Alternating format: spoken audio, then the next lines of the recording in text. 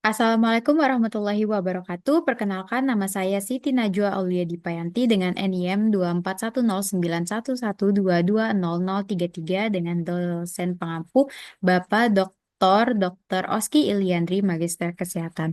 Di sini saya akan menjelaskan tentang anatomi permukaan. Nah, anatomi sendiri itu apa sih? Anatomi berasal dari bahasa Yunani yang artinya memotong. Anatomi adalah ilmu yang mempelajari bentuk, susunan, dan hubungan antara bagian-bagian tubuh makhluk hidup. Posisi anatomi sendiri itu seperti ini. Yang pertama, tubuh berdiri tegak dengan kepala dan leher yang lurus. Kedua kaki lurus dan sejajar dengan jari-jari kaki mengarah ke depan. Kedua lengan lurus di sisi tubuh dengan telapak tangan menghadap ke depan. Dan kedua mata menghadap ke depan. Nah, ini adalah sumbu dan bidang anatomi.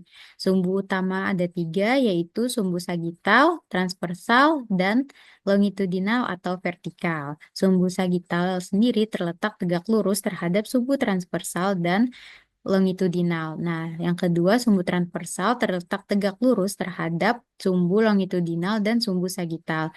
Yang ketiga adalah sumbu longitudinal atau vertikal yang terletak tegak lurus terhadap sumbu sagital dan sumbu transversal. Adapun bidang utamanya anatomi ada empat, yaitu bidang median atau sagital, bidang yang simetri, membagi tubuh menjadi dua belahan yang sama. Selanjutnya ada bidang sagital, berjalan sejajar dengan bidang median atau sagital. Yang ketiga ada bidang transversal, bidang yang memotong tubuh tegak lurus. Dan yang terakhir ada bidang frontal, yang sejajar dengan dahi. Selanjutnya, em, selanjutnya itu ada tubuh kita dibagi menjadi dua bagian, yaitu aksial dan apendikular. Nah, aksial ini merupakan inti tubuh kita. Kalau misalkan aksial ini tidak ada di tubuh kita, maka seorang manusia itu tidak dapat hidup. Sedangkan apendikular adalah rangka tambahan yang menyusun anggota gerak tubuh manusia. Nah, jadi jika tidak ada, misalkan tidak ada apendikular organ tangan, itu manusia masih bisa hidup, tapi eh, fungsi fungsi dari anggota badan dan fungsi dia melakukan kegiatan sehari-hari itu akan berkurang. Nah, aksial sendiri itu terdiri dari kepala atau kaput, leher atau kolum, torso atau trunkus yang terdiri dari dada atau toraks, perut atau abdomen, dan panggul atau pelvis. Nah, apendikular itu terdiri dari ekstremitas atas, membrum superius yang terdapat pada lengan atas atau branchium, lengan bawah underbrachium, dan tangan atau manus. Sedangkan ekstremitas bawah atau membrum inferius ada tungkai atas atau femur, tungkai bawah, crus, dan kaki atau pes. Nah, baik, ini adalah gambar anatomi terminologi yang tadi saya bilang ini adalah trunkus dorsum atau punggung, yang ini tadi kaput dan yang bagian leher ini adalah kolum. Nah, di sini telapak tangan kita itu namanya palma, terus jempol kita itu namanya polix, jari telunjuk itu indeks, terus jari tengah kita ada medius, jari manis itu disebut dengan digitus annularis, dan jari kelingking disebut digitus minimus. Ini adalah gambar dari region corporis dari depan dan ini dari belakang. Nah, di sini dinding toraks dan abdomen. Jadi di sini itu ada insusa jugularis, terus ada clavicula corpus di sini, dan di tengah sini ada angulus sterni. Di bawah sini ada angulus infrastrenalis, di bawahnya sini lagi ada Anulus umbilicalis. Di sini ada spina iliaca anterior superior. Di sini ada arcus costalis dan di sini tadi ada articulatio sternoclavicularis. Nah, pada bagian laki di sini ada baik di sini ada musculus, ada musculus deltoideus, di bawahnya ada linea alba, di sini ada musculus rectus abdominis, ada di bawahnya lagi ada musculus rectus abdominis intermitio tendiniae.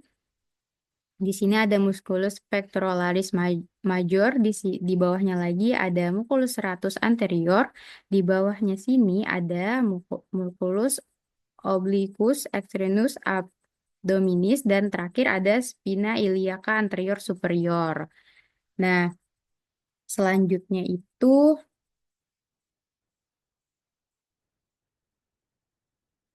selanjutnya adalah dorsum atau punggung. Di sini terdiri dari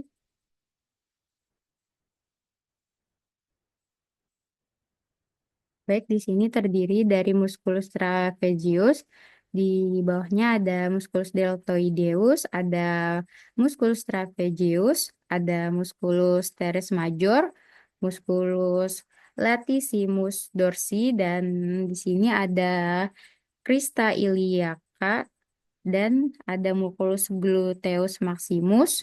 Di sebelahnya lagi, di sini ada vertebra prominens, ada acromion, ada spina scapulae, ada juga scapulae angulus interior. Selanjutnya ada musculus erector spinae dan spinae iliaca posterior superior, dan yang terakhir ada vertebra lumbalis v proxipinosus. Selanjutnya di sini ada rambut. Jadi em, nah, selanjutnya adalah rambut. Nah, rambut ini terdapat di beberapa bagian tubuh manusia seperti di kepala, ada juga di alis, di ketiak, dan di daerah kemaluan. Nah, rambut sendiri memiliki banyak sekali manfaat. Manfaat untuk kita seperti di kepala ini fungsinya untuk melindungi panas dari sinar matahari.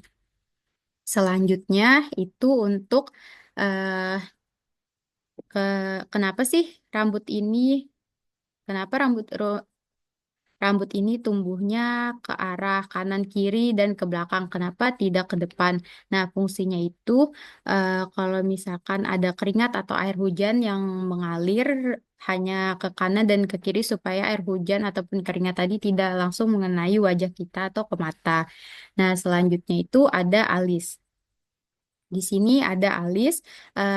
Kalian bertanya-tanya nggak sih kenapa alis itu bentuknya nggak lurus aja? Kenapa mungkin nggak ngarah ke atas saja? Mungkin dari kalian ada yang berpikir seperti itu. Nah, kenapa malah alis ini berbentuk lengkungan yang di ujungnya itu mengarah ke kiri dan kanan? Nah, teman-teman, fungsinya sendiri itu untuk em, mengarahkan keringat atau air hujan yang ingin jatuh ke mata. Jadi mengalirnya itu langsung ke samping kanan atau samping kiri kita, tidak langsung ke mata untuk supaya air keringat yang jatuh tadi tidak mengenai langsung mata yang akan mengakibatkan nanti mata kita perih. Nah, selanjutnya itu ada rambut di bagian ketiak. Kenapa rambut di bagian ketiak itu juga ada pada manusia untuk membantu menjaga suhu tubuh dan membantu melindungi kulit dari gesekan dan iritasi, terutama ketika lengan kita sedang bergerak. Dan yang terakhir itu ada rambut pada kemaluan. Nah, itu juga berfungsi untuk menjaga suhu di daerah kemaluan kita, melindungi debu dan juga kotoran, dan juga menjadi friksi saat berhubungan intim. Seperti itu. Selanjutnya ada hidung atau nasal. Nah, kedua organ ini memiliki kesamaan, yaitu sama-sama memiliki tulang rawan. Nah, atau disebut kartilago. Apa sih kartilago itu? Jadi, kartilago atau tulang rawan adalah jaringan yang ditemukan di berbagai bagian tubuh kita. Kartilago sendiri memiliki sifat yang fleksibel dan kuat, yang memungkinkan untuk menahan tekanan dan benturan. Baik, selanjutnya ada kulit. Nah, selanjutnya kulit ini adalah organ terbesar di tubuh kita, teman-teman, yang berfungsi untuk melindungi dan mengatur suhu dan merasakan sentuhan. Nah, kulit tersebut sendiri dibagi menjadi tiga bagian, yaitu epidermis, ada dermis, dan hipodermis. Nah, epidermis sendiri itu lapisan terluar atau pelindung yang ada pada diri kita, yang mengandung melanosit atau pigmen sel imun dan juga keratin atau protein. Nah, yang kedua itu adalah lapisan dermis. Lapisan dermis ini lapisan tengah yang kaya akan pembuluh darah. Ini seperti ini, pembuluh darah dan saraf, folikel rambut, kelenjar keringat, dan sebasea. Ya, yang terakhir atau yang paling bawah itu adalah lapisan hipodermis. Lapisan hipodermis itu lapisan terdalam yang terdapat lemak untuk isolasi dan juga bantalan seperti ini. Nah, fungsi dari kulit yaitu melindungi, mengatur suhu, merasakan, dan mengeluarkan zat sisa dan membuat vitamin B. Eh, mohon maaf, vitamin D. Nah, selanjutnya ada, selanjutnya itu ada abdomen. Abdomen sendiri seperti di gambar ini terbagi menjadi 9 bagian ya atau 9 regio. Yang pertama bisa kita lihat pada bagian tengah yaitu ada epigastrio-region, selanjutnya ada umbilical region dan hypogastrik region. Nah, selanjutnya beralih ke sebelah kanan. Ke sebelah kanan itu eh, ada hip hipokondriak, right hipokondriak. Ini dilihat dari anatomi yang menghadap ke depan seperti posisi anatomi yang saya sudah jelaskan di awal tadi. Ini adalah hipokondria region kanan, ada lumbar region kanan dan iliak region kanan. Sepertinya di kirinya juga sama, cuman perbedaan letak dan penamaan saja antara kanan dan kiri. Jadi seperti hipokondria kanan dan hipokondria kiri, lumbar kanan dan lumbar kiri, dan iliak kanan juga iliak kiri. Seperti itu. Di sebelah kiri fungsi fungsinya kenapa dibagi menjadi seperti ini untuk meningkatkan akurasi, efisiensi dan efektivitas dalam diagnosis, pengobatan dan juga komunikasi dalam konteks medis. Nah, selanjutnya ada jantung. Nah, jantung ini adalah organ vital yang memompa darah ke seluruh tubuh manusia, teman-teman. Nah, secara singkatnya, jantung ini terdiri dari 4 ruang utama, yaitu 2 atrium atau serambi dan dua ventrikel atau bilik. Nah, atrium yang menerima darah dan ventrikel yang memompa darah. Septum antar ventrikel memisahkan ventrikel kanan dan juga kiri. Nah, adapun katup jantung, teman-teman, katup jantung memastikan aliran darah searah. Nah, jadi katup jantung ini fungsinya itu dia bekerja eh, sebagai sebagai yang memastikan aliran darah searah. Nah, katup atrioventrikular atau yang AV ini mencegah aliran balik dari ventrikel ke atrium. Terus katup pulmonalis dan aorta mencegah aliran balik dari partikel pulmonalis dan aorta ke ventrikel. Juga ada chorda tendinae dan otot papilaris yang menunjang katup AV. Selanjutnya itu ada aorta. Nah, aorta ini membawa darah yang kayak oksigen ke seluruh tubuh kita. Selanjutnya ada vena cava superior di sini, vena cava superior yang mengembalikan darah dari tubuh bagian atas ke jantung. Selanjutnya ada arteri pulmonalis. Arteri pulmonalis membawa darah rendah oksigen ke paru-paru. Dan terakhir ada vena pulmonalis mengembalikan darah kaya oksigen dari paru-paru ke jantung. Nah, teman-teman, setelah semua yang kita bahas dari awal tadi, sekarang ada contoh yang saya berikan seperti gambar di sini. Di sini ada pria dan wanita yang bisa kita lihat ya teman-teman perbedaannya. Misalkan yang dari pria itu tumbuh brewok di sekitar rahangnya, di wajahnya, terus ada kumis juga. Nah, yang pertama kali bisa kita lihat itu bagian dari postur tubuh, maaf, dari poster wajahnya ya, teman-teman. Pasti teman-teman semua bisa membedakan yang mana pria dan yang mana wanita. eh Kalau di bagian postur tubuh ini, postur wajah sini saja kita bisa lihat dari rahang, contohnya ya, dari rahang ini pria cenderung memiliki rahang yang lebih persegi dan menonjol seperti ini dibandingkan wanita yang cenderung memiliki rahang yang lebih bulat dan juga halus. Nah, selanjutnya kita bisa lihat pada dahi teman-teman.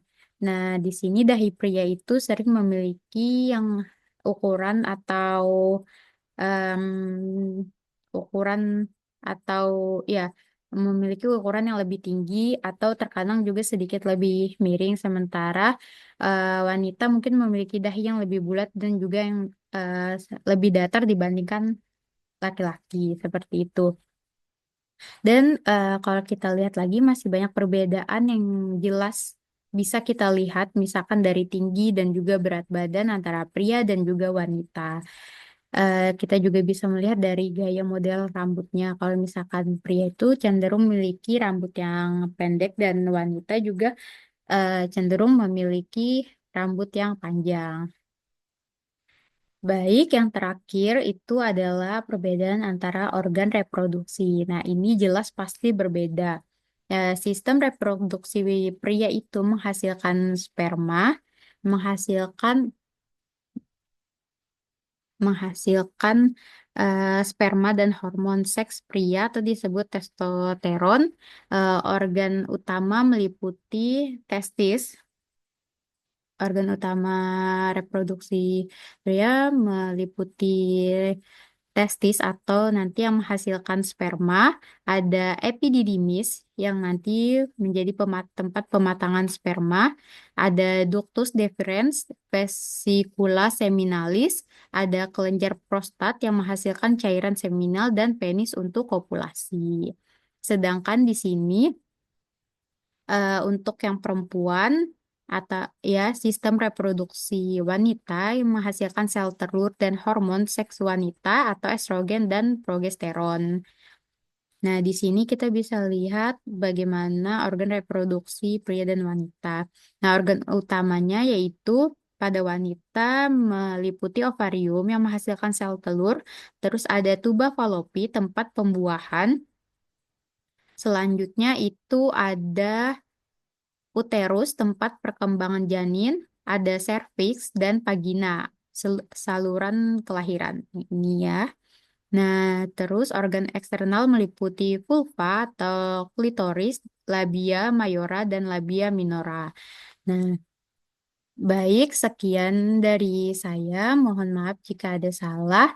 eh saya juga mau menyampaikan melalui perjalanan kita tadi, seperti menjelajahi kompleksitas anatomi pada manusia, kita telah menyaksikan bukti nyata dari desain yang luar biasa dan kebesaran kuasa Allah Subhanahu wa Ta'ala. Setiap organ, setiap jaringan, setiap sel bekerja secara harmonis untuk menciptakan keajaiban kehidupan. Saya harap kita selalu bersyukur atas karunia ini dan terus mempelajari keajaiban ciptaan yang luar biasa ini. Sekian dari saya. Mohon maaf bila ada salah. Semoga yang tadi saya sudah sampaikan bisa menjadi penambahan wawasan bagi kita semua. Sekian dari saya. Wassalamualaikum warahmatullahi wabarakatuh.